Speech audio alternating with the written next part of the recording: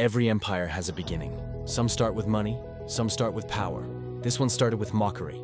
On a warm Christmas night in the Philippines, while lanterns glowed and children sang carols, a thin teenage boy stood on a wooden stage in a public plaza. His clothes were old, his shoes were torn. When he raised the microphone, the crowd laughed. Why is he singing? He sounds too poor to be famous. That accent will never sell. The boy heard everything. His name was Mateo Reyes. That night, instead of crying, Mateo made a quiet decision that would change the course of his life. And one day, the global music industry. If the world only respects success, he thought, then I will build success so big they cannot ignore me. Mateo was born in a fishing town where money was scarce, but dreams were loud. His family had no land, no business, no connections. What they had was Christmas.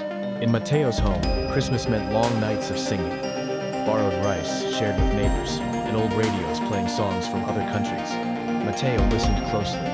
He studied how singers told stories with their voices. He didn't just want to sing. He wanted to own his future. But in school, teachers told him to focus on good work. Friends said music was for rich kids. Talent shows rejected him again and again. Still, every December, Mateo sang loudly. At 18, he joined a regional Christmas music competition sponsored by a local brand. He practiced for months. When he stepped on stage, the judges smiled politely.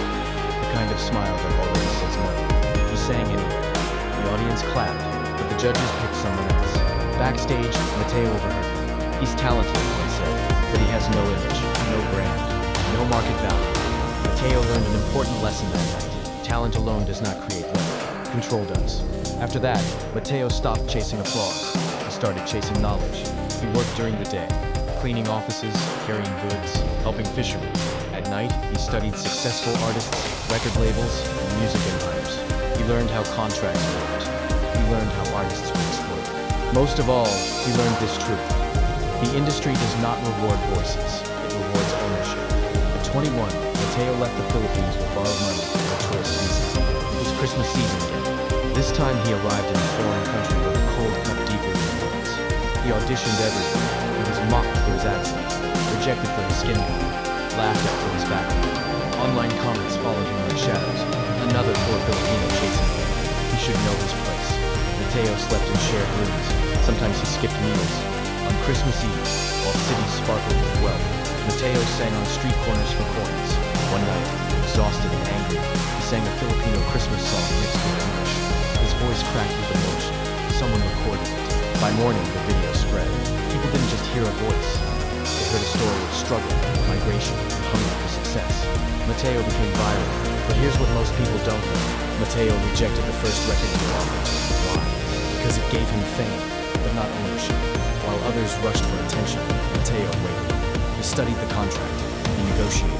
He demanded control over his music, his image, and his future earnings. Executives laughed. "You're replaceable," they said. Mateo walked away. Christmas came again. Then another year passed. He built a small independent brand instead.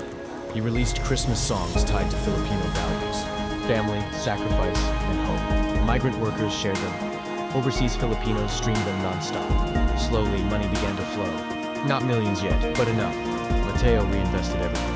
He built a small studio, then a label, then a media company. He signed other overlooked Filipino talents. Singers mocked like he once was. Mateo reinvested everything. He built a small studio, then a label, then a media company. He signed other overlooked Filipino talents. Singers mocked like he once was. The industry noticed. This time, they didn't laugh. At 29, Mateo was invited to headline a global Christmas concert.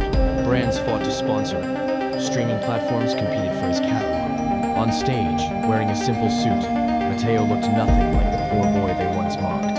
He said, behind the scenes, his companies earned more in one night than his entire town made in a year.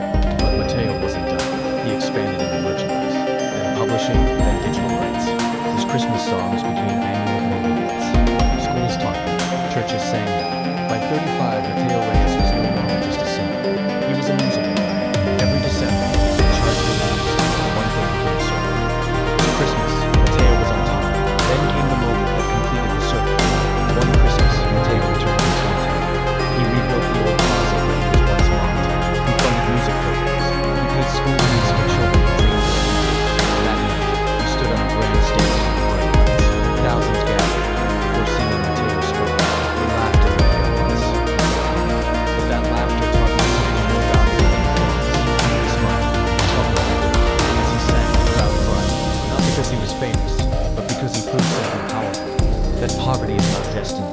Racism cannot stop strategy. Christmas miracles are built, not given. Today, Mateo Reyes is known as one of the most successful Filipino music entrepreneurs in the world. His ways may be famous, but his mind may not. Every Christmas, his songs play across the world. One quiet message: never underestimate the person you have today, because they might be building an empire in silence. This is Philippines' wealth story. The legends are based in struggle. Fortunes rise from faith and patience. Stories like Mateo's remind us that behind every fortune is a season of struggle and silence. Wealth is not always born from privilege. Sometimes it grows from patience, rejection, and the courage to keep building when others watching. The stories of hidden empires, unlikely success, and Filipino resilience speak to you. Then you're already part of what we share here. This is Philippines Wealth Chronicles, where journeys matter just as much as the wealth they create.